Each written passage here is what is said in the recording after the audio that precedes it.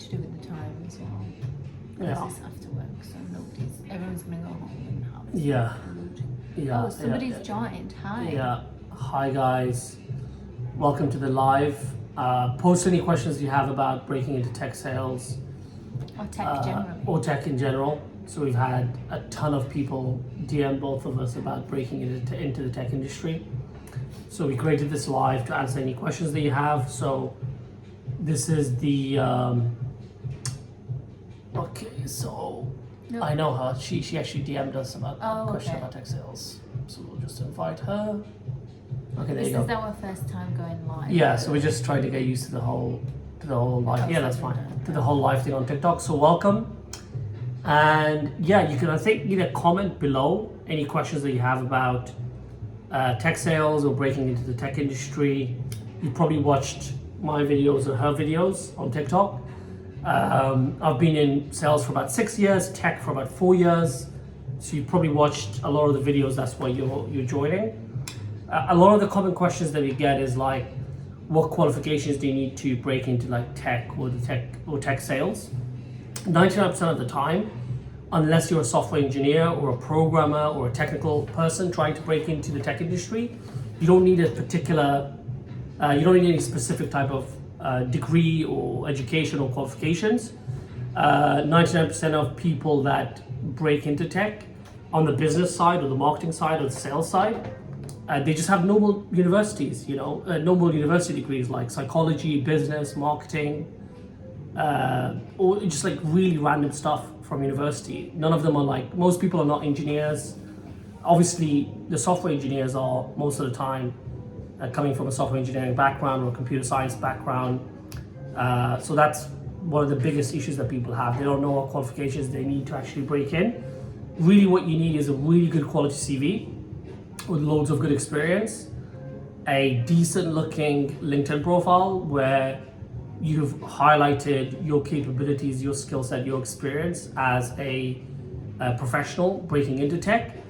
And then you just need to literally connect with loads of recruiters. That's literally what I did.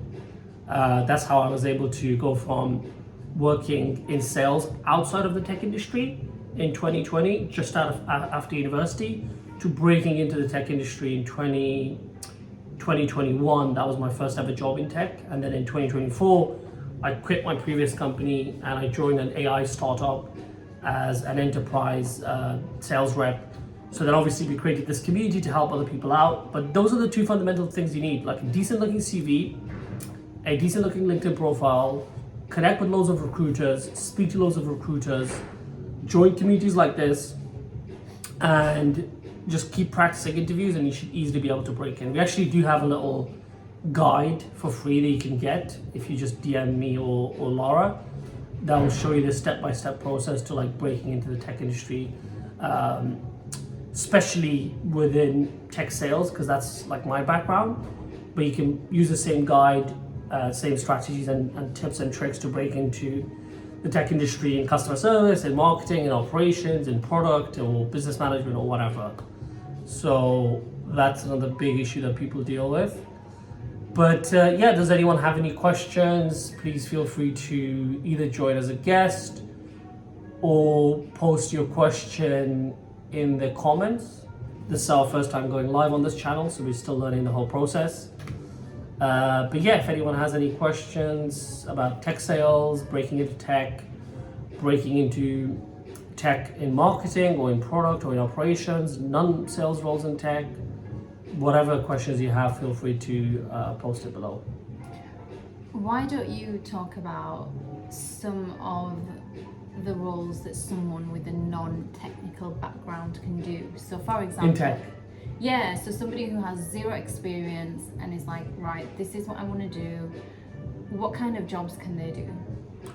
Yeah, I mean, you can, if you come from a non-technical background and you want to work in tech, there's like an unlimited number of opportunities. You can do marketing in a tech company. Okay. That's like a really common route for non-technical people. Is that like social media Yeah, marketing? you could do social media marketing in a tech company. You could do digital marketing in a tech company, traditional advertising in a tech company, paid ads, PPC, Google ads, Facebook ads. There's literally a million marketing roles that you can do within a tech company if you come from a non-technical background. The other big one is, I don't know who that guy is, so we'll just decline him for now because I think it's a randomer. The other thing you can do is you could work in operations. Again, you don't have to come from a background of computer science or engineering or software or technical. You can work in operations. Obviously sales, you could do sales, that's pretty self-explanatory. You could do customer service, so you could become a customer service rep. Oh, I didn't know you could do that. Yeah. So the current AI company that I work at, we have 2 customer service reps. They are a little bit technical, to be fair, but we have 2 customer service reps, a few solution engineers, they're like technical and sales. Then we have 4 sales guys. Again, I say it's a randomer, it's a troll. So we have 4 or 5 salespeople. So the company is around 200 people in size. More than half of them are non-technical, right? You have 100 of them that build the AI software and the product. Then you have the other 100 that are in marketing, operations, sales, customer service, finance. You can even do finance in a tech company. So I'm sure we're getting a lot of finance students or finance people or investment bankers that want to leave their shitty job and break into tech. Yeah. You could do finance and tech, and you could make a ton of money. So that's that. Okay, cool. And how can we see what questions people have here? Is it possible? Yeah, so I think they just come down here. So obviously. Okay, 1 second. I think it's do that. All right. So there's no questions yet. No, it's okay. Okay, cool. So feel free to jot down your questions below about breaking into the tech industry. Like I said, I've been in tech for the last 3.5, 4 years. Before that, I was at university. In 2020, I left my shitty, low-paying, non-tech job to break into the tech industry and basically 5x my income. And I went to a really shitty university. I studied at Coventry University, one of the worst universities in the UK. And I still managed to get myself to work at a really, really well-known AI startup in the UK, and basically go from a 30k a year salary to a salary that's like more than doctors, as close to like surgeons, right? So that's the power of working in tech. But feel free to ask any questions you have below. Do you want to tell everybody a little bit more about the different types of companies you can work for? So I don't know if any of you guys know what a startup is, and like maybe some of the benefits and drawbacks, because a lot of the times, so my background is legal. I'm about to qualify as a banking and finance lawyer, but if you've seen my profile and my videos, you'll see that I'm actually going to leave the legal industry. Yep. I finish and qualify in around 3 weeks' time.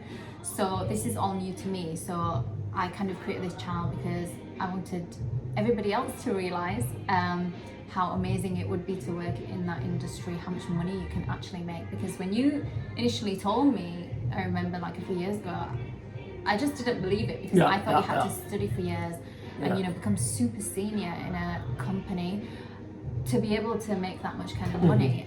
So it's crazy.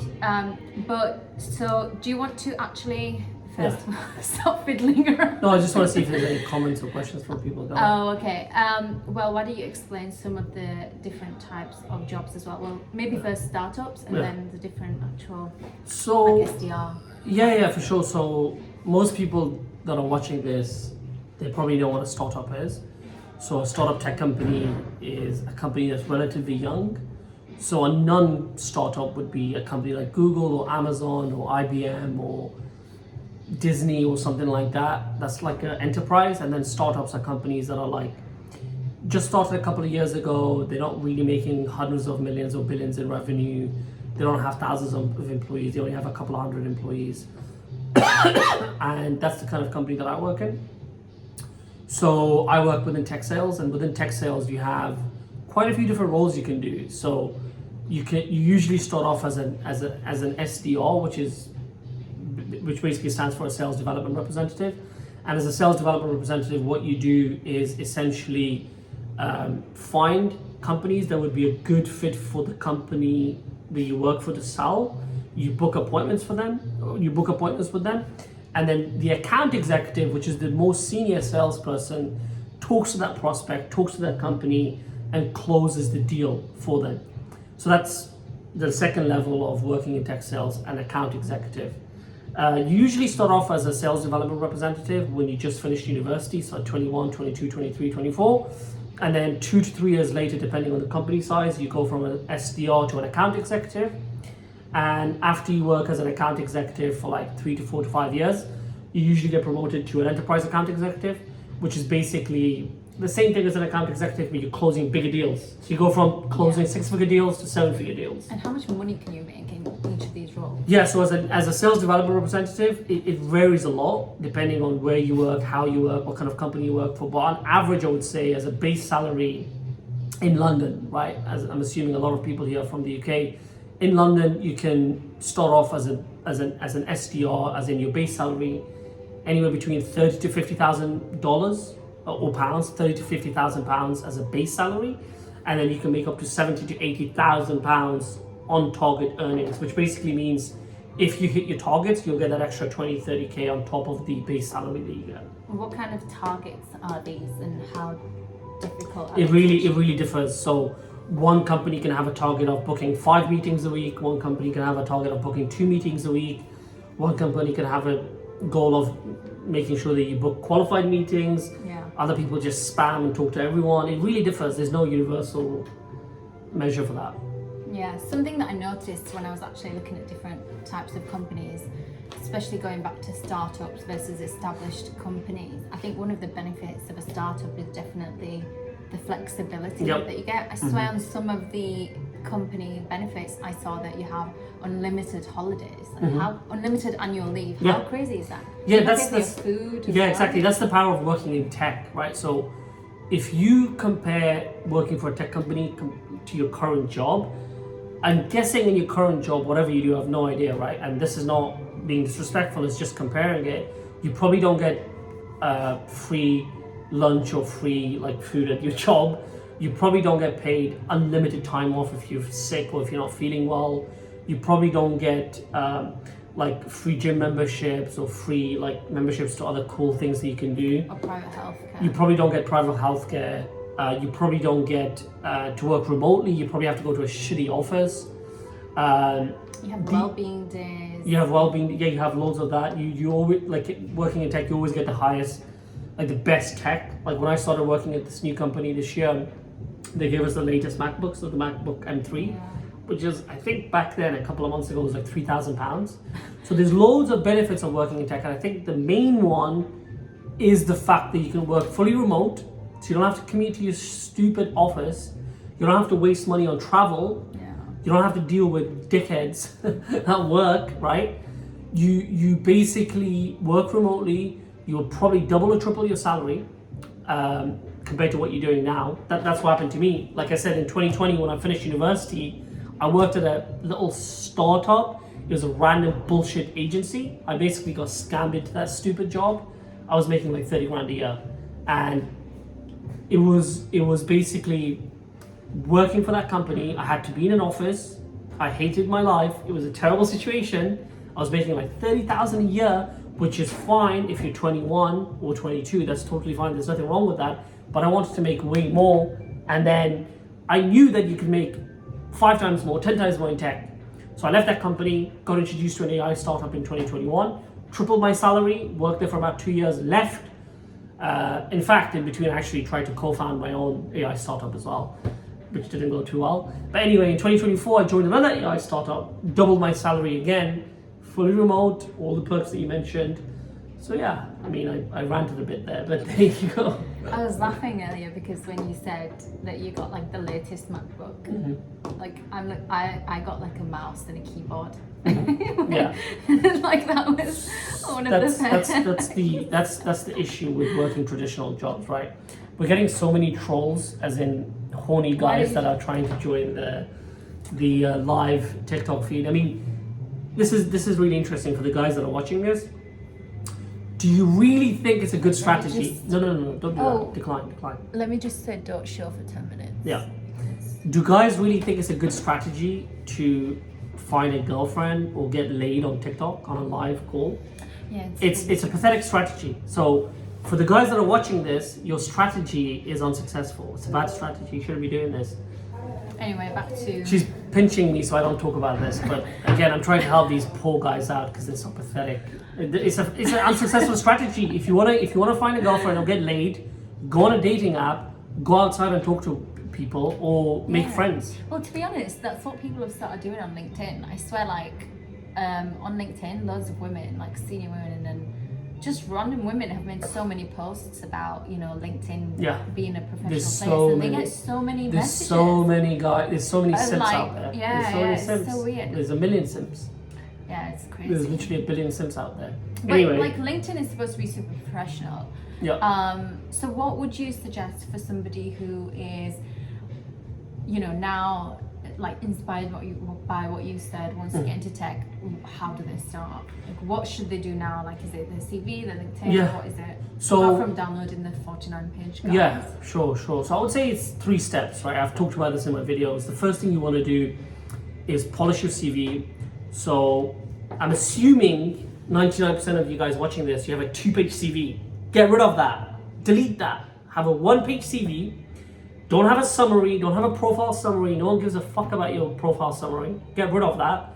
Have a 1-page CV that focuses on your achievements, accomplishments, results at each job that you did. So you have your name, email address, and home address, LinkedIn profile, your phone number, whatever. Then you have your first job, second job, third job, and for each job you want to have 3 to 4 bullet points focusing on the results, accomplishments, achievements that you achieved, or you know the results that you achieved in each and every job that you did. Employers and tech employers especially care about data and like what results you produce. No one cares about what your role was or what your day-to-day was, or you know the rubbish that you did. They care about the results that you produce. Okay. I have a video about this as well. Like, I think it was Yeah. one of, like, a recent one that I posted was talking about that as Yeah. well. So if you want to go back for reference. Yeah. So like that's the main thing that you want to have in a 1-page CV. Then you want to have skills and interests, and then you want to have accomplishments and obviously your education as well on a 1-page CV. And the skills and accomplishments, what you want to put down is the skills necessary for that specific job that you're applying for. So if you're applying for a software engineering role, obviously put the programming languages that you know how to do. If you're applying for a tech sales role, write down the sales methodologies that you know and you've learned and you have certificates in, and the sales tools that you know how to use. And then under accomplishments, put down your life accomplishments. And one thing that people always get wrong is under their interests and passions and stuff in that part of the CV, they have the most boring random shit in the world. I like watching movies. I like The Lord of the Rings. I've never Yeah, really. yeah. I've seen hundreds of thousands of CVs through the community that we have, and people's passions and interests and all that stuff is rubbish, right? So why don't you give a summary? Because right now in my interests and hobbies, I have traveling, and Yep. then in there I have, because I did Interrail for a bit, so I have that in there. Yeah. So travel around Europe, and then I also have. What else do I have? I have sports, because I used to play a lot of sports when I was younger, and then just I've put like general like nutrition and wellness, because if you guys like going to the gym and like you like to eat healthy and you don't know how to word it, just put down like nutrition and wellness, as in I feel like that sounds better than I like to go to the gym. Yeah. Because Yeah. like I have a everyone goes to different the I have a gym, different right? approach to this. In my opinion, what you want to put down under your accomplishments, interests, passions at the bottom of your CV is only things that are going to make you stand out. So if you run a crazy marathon and you raised $25,000 for a charity, write that down. If you were the first person to do something amazing from your college or university or school, write that down. If you're the captain of the school football team, write that down. If you won a crazy competition as a kid in maths or science, write that down. Anything that's going to make you stand out, not random crap. I like reading books. I like watching movies. Everybody does that. No one cares. What Like, you're not if good someone enough. doesn't have anything? Well, if you don't have anything, then you shouldn't apply for highly competitive tech jobs. You should do a basic job that pays you no money. That's your problem. But I was always, so when I went through my like process of getting into the legal industry, because it was quite a rigorous process as well, my understanding was that what you do is something that's going to spark a conversation. So you wouldn't necessarily lie in there, because obviously if someone asks you about it, then it's Yeah. like you can't make Obviously, it up, right? Like if you don't, yeah. if you're a girl, like, or whatever, or a guy, and you pretend that you like football, and then somebody questions you on it, what are you gonna say? Like, Yeah. you can't lie about that. Because I used to play football when I was really young. I just took that out of my CV because I don't watch it. I don't want to be questioned about it, Yeah. so I just completely took it out. Whereas I like traveling, and I think it's a really good. Oh, thanks, Ruiz. That person's liking our video, so thank you. Yeah. I hope we're saying the name right. But yeah, so I always assumed that it was something to get the conversation going. Yeah, it's definitely that, and I totally agree. You shouldn't lie in your CV because, like, if I say I love magic, like I'm a magician, all of a sudden the guy that's interviewing me can be like, "Yeah, can you do me like a little magic trick?" Oh, like my brother is a magician Yeah. too. Like, Or like I used to be a professional poker player. Like then he's gonna be like, "Oh, well, like what's the best hand for poker? What's the best strategy?" Like you shouldn't lie. has that ever happened to someone you know? Or like, has that ever happened to you? I know a lot of people that lie in their CVs, and I generally think it's okay to exaggerate in your CV, but you don't want to like lie that you went to Harvard or Cambridge or Oxford, right? Or Oh, you were a yeah, doctor. obviously. Like you don't really want to do shit like that. It's not suits here. Yeah, exactly. Because there's a higher chance that you'll get caught compared to like lying about little things. So yeah, generally you want to write stuff down that you know, that you like, that you love, and that's going to make you stand out. He does free CV reviews, by the way. Yeah. Free CV reviews. Yes. Yeah, exactly. So if you want a free CV review or you want a free CV template, feel free to DM Laura or me, and we can definitely review your CV. We can definitely share a CV template with you. We also have a little community on WhatsApp and Facebook. I think I've been doing this whole community thing for the last 12 months, and we've already helped like 80 to 90 people go from non-tech to a highly paid tech job, whether it's as a salesperson, as a software engineer, in marketing and operations. And really, I would love to help more people. So we have a free community, feel free to join that. We won't charge you for this, it's completely for free. All we ask is that you like share this around, like share this content around. Yeah. Yeah, Yeah, that's we all want to I- help people as much as we can. Why don't you tell them about PackShack and how you? Yeah, PackTrack is one of my buddies. I started working with PackTrack about 3 months ago. PackTrack is 22. He didn't finish university. He just finished high school. He worked as a software engineer for about a year. He was making 35K as a software engineer. We worked together for about 2 months. He went from that 37K or something a year software engineering job with no degree to a 75K OTE on targets earning STR job. That's crazy. Fully remote. He's 22. He didn't finish university. And the reason, I'm not saying that our community was super amazing, that it helped him so much. He was also really good as well. He knew what he wanted. He wanted to break into sales. He knew that he wanted to work remotely. You put in the work as well. Sorry, 1 second. Let me just see that question. Oh. So HS, just graduated as a software engineer. Can't find any jobs. Don't mind any tech. Don't Don't take job sales. So give us a follow or like send us a DM Yeah. and we'll get back to you. Yeah, in fact, what I would say to HS, I think that was his name, it's actually easier, to be totally honest with you, to get a tech sales job than a software engineering job. And the reason for that is because the software engineering one is like it has more competition, and they will make you do more tests and interviews and all that kind of shit. Compared to tech sales, the interview process is much easier. It's a lot easier to break in compared to like a software engineering job. But having said that, you can make a lot more money as a tech sales guy compared to a software engineer on average across your entire career, not straight away, obviously. And it's actually more enjoyable as well because your day to day is so like there's so much variety. We do have LinkedIn. We're not going to share that today because we want to keep everything anonymous. Just because of where we work. and Yeah, and you stuff. don't want people to know where we work, obviously. On your 49 page guide, there's a lot of advice on there On on how LinkedIn, to yeah. optimize your LinkedIn Yeah. and how to make it stand out, or if you need Yeah. any advice on, Yeah, exactly. So sorting your LinkedIn if out. your LinkedIn is like one of the There's most important information things besides your CV. So your LinkedIn profile needs to look really good. We have a optimization process for that in the guide, and your CV needs to look really good as well. Again, there's an optimization process. I think Anton's there. Yeah, and then Hi, there's Anton. a 1 second, and then there's a optimization process for your CV as well. So fix your LinkedIn profile, fix your CV, connect with recruiters. You will get a job within 1 to 2 months. just a brief summary. So your LinkedIn profile needs to have the main keywords that your Yeah, we'll check your message, HS. yeah, totally, yeah.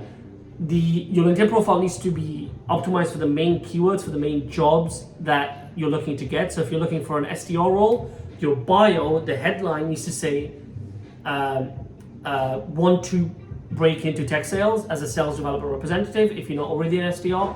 Or if you are an SDR, you could say sales development representative at X company, at X school, or whatever. And then in the bullet points on your LinkedIn profile, what you want to have, again, same thing on your CV, fully optimized metrics, accomplishments, results, the skills that you did, the tech that you use, like that, right? And then the final thing that you want to have in there is like a really optimized about me, like an intro about you, right? So you could be like, as a software engineering grad, I learned XYZ languages. I worked at XYZ company as an intern or just for a few months. I realized I love tech, but I like talking to people. So I want to break into the tech industry as a sales development representative. And the recruiters will search for sales development representatives, and your profile will show up, and they'll DM you and get on a call with you, and that's how the whole process works. It's all about the buzzwords, isn't it? It's all about the buzzwords, exactly. So because don't they have like some kind of AI software or Yeah. like some automated system? yeah, they have, like, I mean, look, even companies that post jobs have automated software to it's called ATS software, ATS. So when you send your CV to them, what they do is they basically filter it. They look at the main keywords. They look at those things that we mentioned, the main keywords, the metrics, results.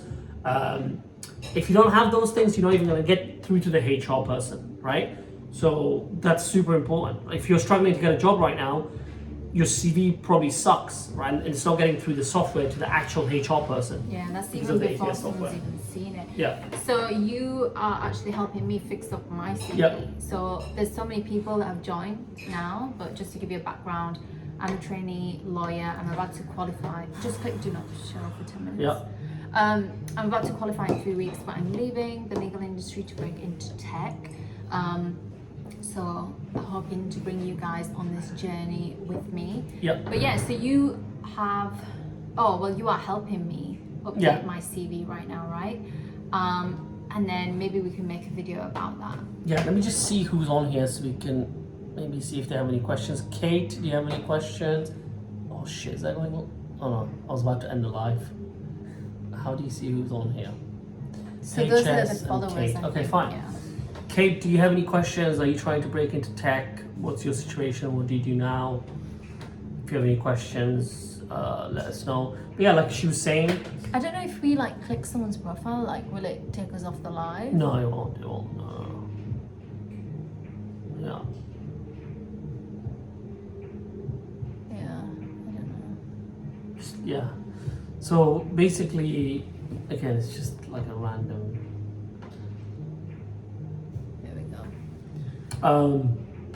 What I was saying is, so she worked as a paralegal for about 4 to 5 years. 4 years. 4 years as a paralegal assistant, making less than 30 grand a year, and then she's about to qualify as I'm a student. Well, let me answer this. I'm a student school and I have reached out to a ton of engineering companies asking. Okay, so she basically is going to qualify as a solicitor in 2 months' time. And 3 weeks. In 3 weeks time. Sorry, 3 weeks time. And even then, I'm not going to say your exact salary, but she's going to make a grand total of less than £50,000, right? Now, to a lot of people here. Well, I have offers. Like I had this was a few months ago. So when you're a trainee lawyer, you train for a period of 2 years, and before you qualify, you'll get lots of recruiters who just reach out to you, offering you loads of roles. When I would ask them about the salary, I was just like, no, because it's taken me years, 8 years. I went to uni, did a postgraduate master's. And I trained for 2 years. I mean, studying for so long, you have to be like on top of your game. And when I compare that to an SDR role, which is an entry-level tech role where you you don't need any experience actually, you can make more money. Yeah, totally. So the current law firm that she works at, and she's going to continue working at in 3 weeks' time, as a qualified solicitor, her salary is going to be still less than £50,000. And the reason that I think that's really, really, really, really low is because there's SDR, sales development representatives, at 21, 22, 23, 24, making a lot more than that, especially if they hit their targets. And even their base salary is going to be like 30, 40, 45,000 pounds. Which is And then more on than some top, lawyers. yeah, and By on the the, way, on, I and work the, at one of the top 20 law firms in yeah, the country. yeah, yeah. So And their on target it's not earnings small are going to then. be double, right? So obviously she's going to quit that, get into tech sales, and that's what her entire channel is about. Just 1 second, I'll answer his question. There was someone before that actually who's saying. I didn't really get her question. So she's saying for work experience. So I'm wondering if my emails take the wrong approach when emailing and my CV. You Well, shouldn't we really be emailing, to be fair. No, you should be actually. You totally That's on should. LinkedIn, isn't it? No, you should be doing both. So if you see a job post, let's say I'm the hiring manager and I post a job hiring for my company, you should, if you really want the job, you should apply to the job, you should call me, you should email me, you should DM me, you should follow me, like get in touch with me across all the channels so that you get my attention. What a lot of people do is they just click like a monkey, like a zombie, click apply. Obviously you're not going to get an interview, right? You're a monkey. Like why would anyone give a job to a monkey? So what you want to do is you want to hit the hiring manager across all these profiles. And do you need sales experience for tech yeah, sales? so HS, do you need sales experience for tech sales? I only have customer. Yeah, no, look, you have customer service experience, which is really, really good. It's a good starting point to break in as a sales development representative. If you look at jobs on LinkedIn and look at job postings for sales development representative, there are a lot of them that want 1 to 2 years of experience, but there's also quite a few that don't want any sales or tech sales experience. So focus on those and make sure that the customer service role that you did, you have good metrics around that job on your CV. So I was the best customer service rep by 25% because of XYZ thing that I did. I improved the customer service rating by 89% by doing XYZ. I increased revenue by 25% by helping customers resolve their issues in 3 days instead of 25 days. So if you've metricized it, if you made it into metrics, and your LinkedIn profile looks really good as well, you should easily be able to get a entry-level SDR role, which is still 30 to 40K basic, 50 to 60K on target earnings. So yeah, that is my husband. Yeah. So they want to know how much you earn. yeah, so I mean, I'm very vocal about this. I have a base of $100,000, so not pounds. And if I hit my targets, I could be making anywhere between 250 or even more. But obviously, there's no guarantee that you hit your targets. And if you hit your targets, then yeah, you can make a lot of money. In fact, one of the guys in my current company, who's a little bit more senior, he's on path to make over 500K this year. He's one of the more senior guys. He closed about 4 to 5 million in revenue. He sold our software to one of the biggest companies on the planet. You probably know them. You probably use them every day, right? It's one of those apps that you use to make presentations. And obviously he's going to make a lot more money, right? So there's a person that asked, are you a solicitor who turned into tech? So I'm about to qualify as a banking and finance lawyer in about 3 weeks. And as soon as I qualify, I'm a trainee solicitor at the moment, so I'll qualify. Wait, I know that guy. I like him. He's Michael. Is that Michael? He's in the community as well. Let me see. You can invite. Yeah. So oh, yeah, on my hair. Okay, there he is. Sorry. Yeah. So I'm about to qualify. Yeah, it is Michael. There you go. Yeah, I'm about to qualify as a lawyer, but you just. Oh, thank you. I don't want to do it anymore. I just don't think you can make as much money as tech. Yeah, this is the thing. This is the thing. Unless you work in the top 10 law firms in the world. Well, I work in the top 20. Yeah, but generally speaking, unless you work for the top 10 law firms in the world, I actually have a really good friend who worked at probably the top 10 maybe, and he was making about £120,000 as a qualified solicitor at 25, which is amazing, right? But no, but the work-life balance is the work-life balance right, sucks. He quit his job. He quit his job to get into sales, actually, not tech sales, but real estate sales, and he moved to Dubai because he knew per hour he was going to make a lot more money. His life was going to be much more enjoyable.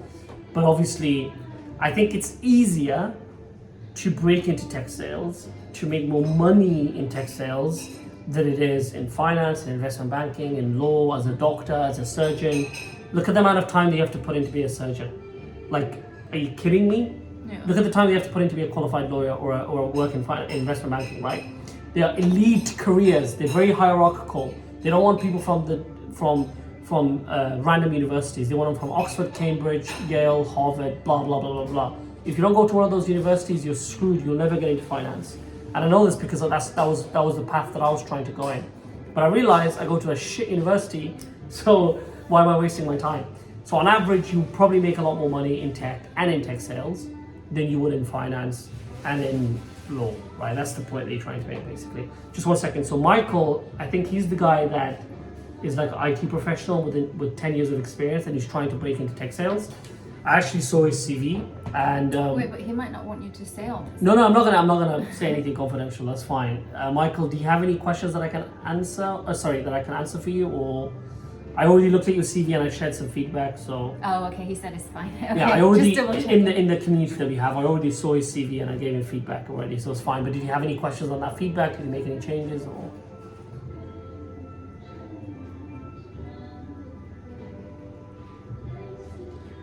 I think there's sometimes a little bit of a lag. Yeah. But yeah, he does free CV reviews, by the way. If anyone new has joined, feel free to just DM me, and I will forward on the information. Yep. We have free CV templates, free CV reviews, free community with all these resources in there. And really the main reason I did it is, okay, one second, what do I not really need to update my CV and how do you take out? Yeah, update your CV. So the main feedback that I gave to Michael, by the way, is the same feedback that I give to pretty much everyone. Have a one-page CV, don't have a profile summary, make sure that every job that you did has 3 to 4 bullet points that focuses on metrics, results, accomplishments, what you did, what result did it have, and then your skills and skills and passions and all that kind of stuff that relate to the job, and then something interesting on the like leadership and stuff like that in your CV to make you stand out. So, okay, fair enough. But what if you've got somebody who's, I don't know, let's just say working in a supermarket or working in a matter what in a job call you center, do. how would they? No matter what, okay, the call center one. The call center one is actually a really good example Yeah. because people that work in call centers, you know, most people, they're like, oh, they're broke or they don't make money. They look down on them, right? But in fact, they're doing the perfect job to get into tech sales or like a high-end sales job. Because what do you do when you work in a call center? Like, let's say you work for BT or Vodafone or one of those companies. You're calling up customers and you're convincing them to buy a new phone or a new iPhone. That's essentially what you do in tech sales, but at a higher level, right?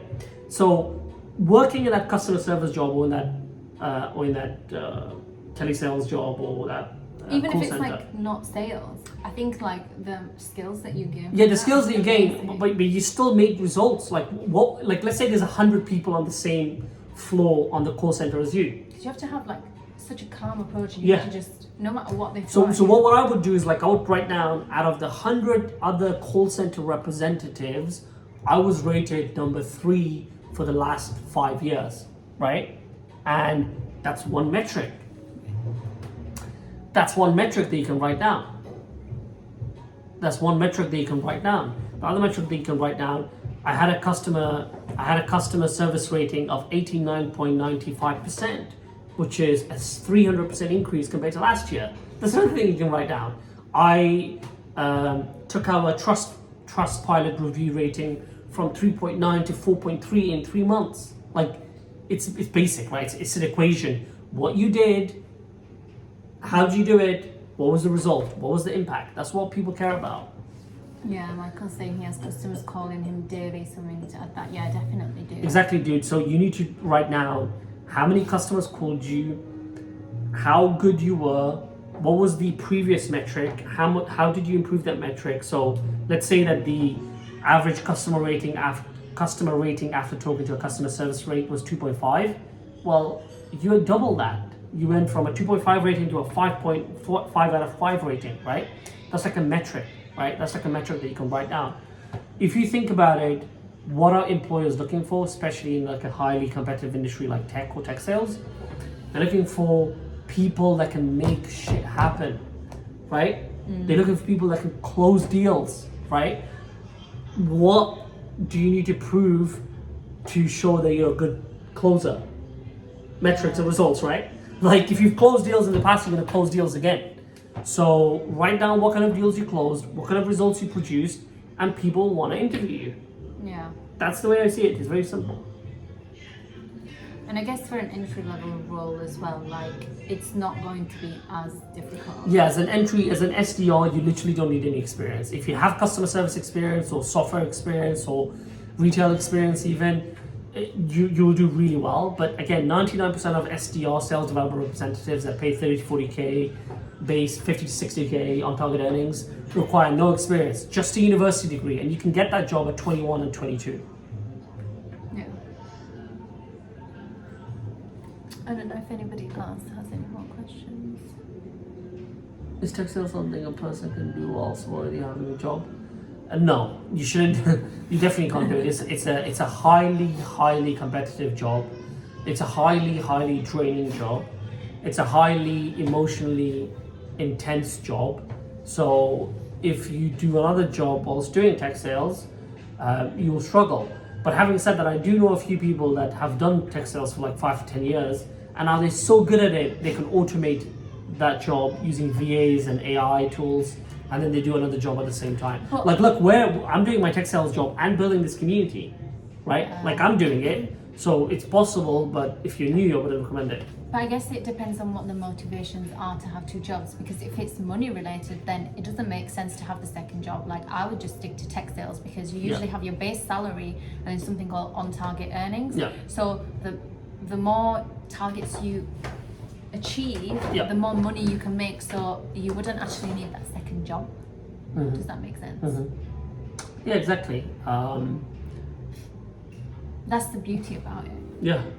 Most people have a second job because they're probably not happy or not making as much money as they want in their first job. So just focus on making sure that you get a highly paid job.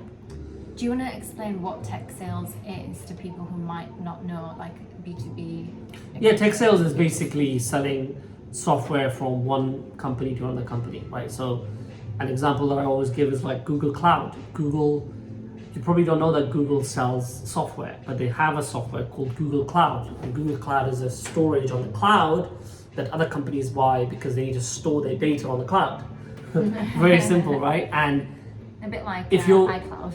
Exactly. So if you work for Google Cloud, you're basically selling Google Cloud to other companies, and you're competing with AWS, which is Amazon Web Services, which is the cloud service of Amazon, and then you're competing with Oracle, which is the cloud services of Oracle, right? So that's basically no. Great question. Anyway, what other does anyone else have any questions? That's so random. Does anyone else have any questions about breaking into the tech industry? CVs. Why don't you tell them about some of the cool companies that you've worked for? Like, I think you had a video about it as well. Yeah. So I interned at Google in 2019. That was really my first eye-opening. I was at university. That's totally fine. The first experience I had in tech was in 2019. I was the second ever person from my shitty university to get an internship at Google. And look, I'm not saying that was amazing. I just managed to network my way in there. I joined a program called SEO London, which is a networking community for young individuals from privileged backgrounds. So we had a lot of black guys, Asian guys, Chinese people, stuff like that, so disprivileged or whatever. And I was one of the people there, so I managed to get to that community, and that community, SEO London, they introduced me to the Google hiring team.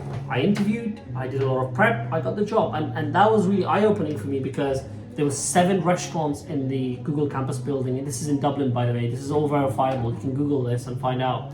7 restaurants completely for free. The interns, as an intern, I got paid £10,000 for 2 months of summer internship work. I swear to God. Yeah, £10,000. You can Google this again. 7 restaurants, £10,000 for 2 months of work. Free gym. Must have been like being at uni. Yeah, literally like being at uni. I don't drink, but if you guys drink, there was unlimited alcohol. Like on Fridays, it was called what is it called? TGI Fridays, or like Thank God It's Friday. It used to be called Thank God It's Friday, and they would basically give you unlimited alcohol, right? There was unlimited house parties, unlimited parties, boat parties, That sounds yacht quite fun. parties. It was literally one of the best experiences of my life, especially coming back from like a poor background where you don't have access to money or crazy experiences. Going to that internship completely changed my life, and I knew that the only way I was going to make any money in this life as a poor person from a poor background was to break into tech, stay in tech, and never leave tech. So that's literally what I did. What age do people typically retire when they work in tech, or is it just like? It really depends, right? I mean, Okay. you I guess can, it you depends on can, you what can. I know a few people that have retired at 40, 45, 42. I would say that the average age is, well, not for everybody, of course, but the average age for the people that excel at their tech job is probably around 40 to 45. I think one of the key things for me, which stands out about tech, is the remote work aspect. Yep. Because you always want to go on holiday, and Yep. I only have a certain amount of annual leave. And we went to Bali earlier this year, so that was for quite a few weeks because it's really far from the UK. So we went for about Yeah, 2-3 we went to weeks. Bali. Yeah, we'll probably make a video, like a little post about that. Yeah, Yeah. but the thing is, he's like, "Oh, let's go here," and I'm like, "No, I can't go because Yeah, so for the one day of annual leave." yeah, so she's gonna quit her job in 3 weeks when she qualifies as a solicitor.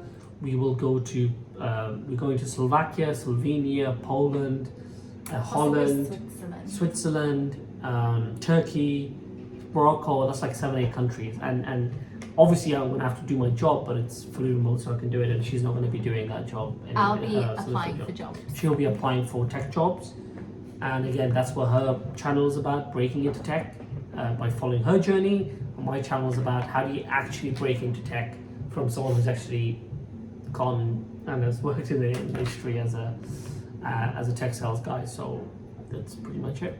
It just seems like there's a lot more work-life balance, doesn't it? Like with Yeah, what? Yeah, I mean, what's her name? Sajida. How old are you? You said you're in school or something. Do you have tips for networking? Yeah, I mean, it's a good question, right? But I'm just curious how old you are and what your current situation is. Because if you're only 16, then just carry on going to school. If you're, I don't think she's 16. if you're like 22, then I can give you some tips for networking, right? I have a very different way of looking at networking. The way that I see networking is not by like going to random bullshitty events and trying to convince someone to mentor you and give you free value.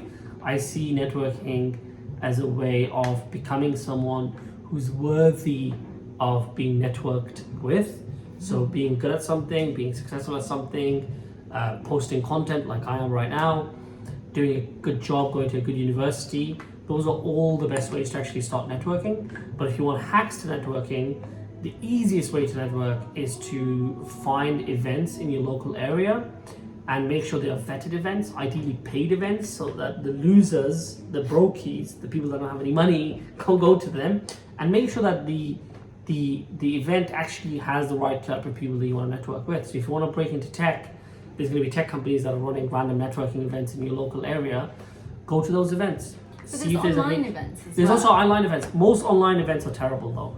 So Oh, like really? events on Eventbrite are fucking MLM, multi-level marketing. Are you kidding me? Multi-level marketing in 2024? Eventbrite has loads of random scammy sales engineering schooler. I agree. I'll just come back to that in a second. So you don't want to do online events. You want to do in-person events specifically to the things that you're looking for, and ideally you want to find hiring managers in there and talk to them. Be specific and upfront about your intentions. Like you want to get a job in the company. Don't keep it vague. Don't try to trick them and all that crap that doesn't work.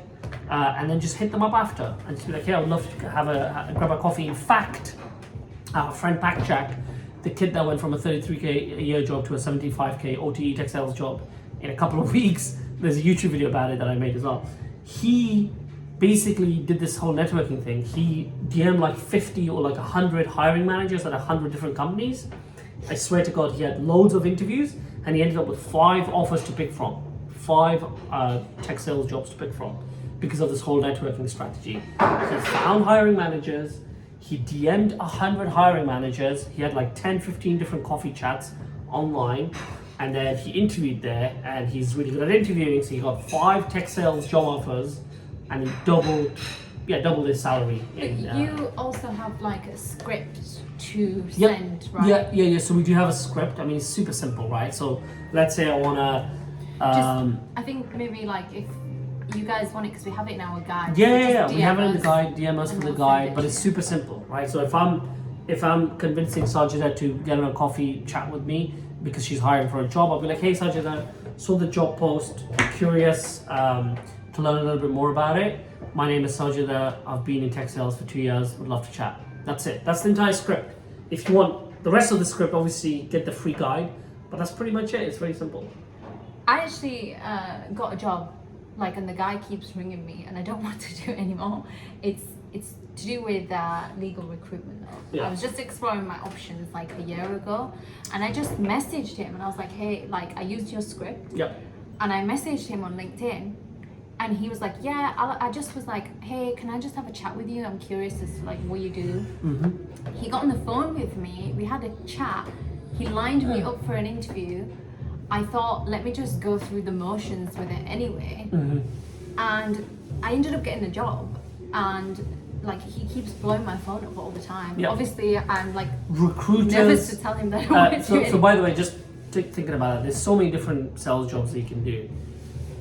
I would never recommend anything besides tech sales because recruitment is bullshit. You can make money in it. I have a friend that makes like 100k. He's at 24 in recruitment, but it's a bullshit skill set. There's no skill set in recruitment, and It's you know very saturated. it's very saturated. Every guy and his granddad is a recruiter. Okay, door-to-door sales. That's dumb as. That's just Do people still retarded. do that? If you do door-to-door sales, you're retarded. It's obvious, right? If you do telesales, you could do way better, get into tech sales. And then insurance is fine, real estate is fine. I would recommend high-end real estate, like premium real estate sales. That's actually good. It's really hard to break into. But also, So, it's the women that do well in that really- as well. Yeah, I mean, good-looking women do well in that. Yeah, for sure. I mean, it's pretty obvious, right? Yeah. But so do good-looking guys, right? So if you're a good-looking guy, get into real estate. But I wouldn't really rely on my looks to get into sales. And then one day you're gonna get old, or you probably have an accident, and you lose your like. You need to build a skill set. You need to build a skill set, so you can actually do this for the rest of your life and actually be successful, right? So, the one thing I was gonna say is like the only sales career that makes sense in the whole wide world is tech sales. It's the fastest growing industry of all time. AI is gonna take everyone's jobs. Everyone knows that. In a couple of years, there'll be very few people working, doing the actual jobs that are needed. So get into tech, do sales. The two best things you can do in your life. You'll make a lot of money, you'll learn the best skill set, you'll be in the best industry possible. Someone said sales engineering is cooler, yeah? Yeah, sales engineering is probably a good fit if you're more technical. Let me just answer these questions. I'm a second year medical student, but I'm really feeling it learning tools on there. Yeah, look, medical sales, you should look into it. I had a friend from university. Her dad worked at GSK as like a medical sales guy at GSK, right? He was making like 20 grand a month. He was a director, to be fair. He was probably 45, 50, but he was making a lot of money. Medical sales is extremely well paid, and they only hire obviously medical students or doctors or surgeons that used to do that job. So you have a really unique advantage. Look into medical sales is what I would say. People need to realize sales isn't for everyone. I've worked with many who couldn't handle it. Yeah, I totally agree with Captain Zwin. Sales is not for everyone. And by the way, this whole channel is not just about tech sales, right? And I'm not gonna do She's not sales. doing tech I don't sales. want She's to. going to do a different type of role in tech. So we're trying to help anyone I don't break want into to do any type of sales tech job. either. I just happen to work in tech sales, but I totally agree. Sales is not for everyone. I would say that 1 in 1,000 or 1 in 10,000 people can actually do sales and be successful at it.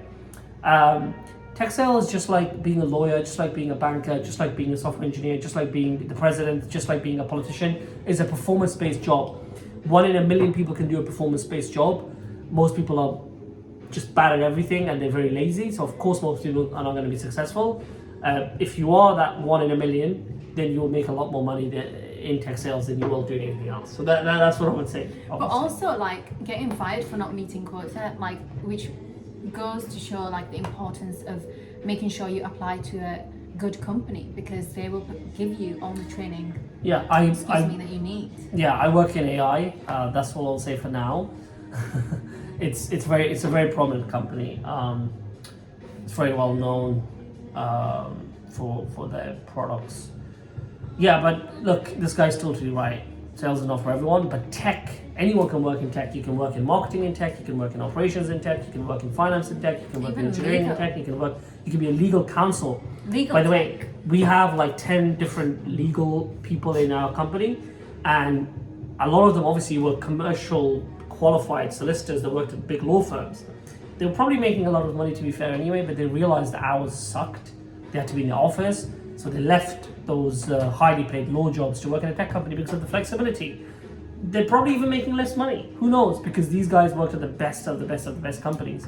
But they've got more flexibility. They're working at the frontier of technology and AI. And yeah. Yeah. So who else do we have? I think we've got, one second, let me see, we've only got a couple of minutes left. But Nicola, do you have any questions? You've been here for a while. Michael is our buddy who's already in the community. By the way, we have a little group chat, a Facebook group for free calls like this, free CV reviews, free LinkedIn reviews. All we ask is that you reshare our content. We want to get to 100,000 followers by the end of this year. So, everything we do pretty much is free. And all we're looking for is for people to like share our content and help us grow this community. So, A, is that her name? How many people are on? I think it's 3 people right now. Oh, okay. So what's the? Oh, that's 3.2 cat line. Yeah. Okay. Yeah. So we're probably going to finish up in a couple of minutes, guys. Any other final questions? Any questions that anyone has about a CV for tech? Any questions about a LinkedIn profile for tech? Any questions around the job sites you should be using, the pay, the salaries, the interview process, what you should do to land interviews, networking tips? Any other final questions?